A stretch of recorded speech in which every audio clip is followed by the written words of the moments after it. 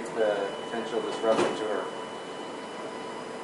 ovary is more than I'll just take this part of the cyst out. Because of the robotic arms and the ability to move the instruments with more degrees of freedom inside the operative field, it allows me to get around corners, to get into situations where the patient's anatomy might have otherwise been too difficult. We work on taking open surgical procedures and allowing surgeons to do them minimally invasively. Our product is a Vinci system. It allows a patient, instead of getting a large open incision, to have something that's smaller incisions, about the size of a pencil, and have the same kind of surgical treatment they would get otherwise. The list prices for systems are about as low as $1 million, and depending on options go up to around $2 million, a little bit over $2 million.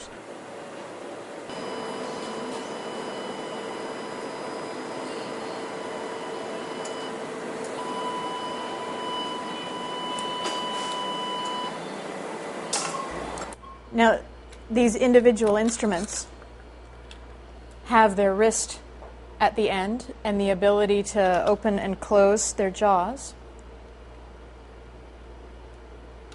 But you can see the big contrast between the size of my hand and the size of the instrument. And so you can see the difference in the size of incision that you would have to make to get these two instruments through the body wall.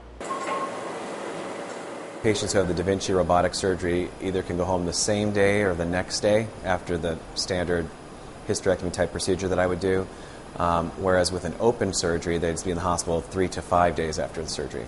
There's certain cases that we can't do robotically or laparoscopically. If you have large tumors or areas where you really need to do a large incision, you have to do a large incision. I think there were concerns about the cost of the equipment initially. I know that it's a large capital outlay for hospitals, but I think just like anything else, as the technology moves forward and we use it more, that gets more cost effective.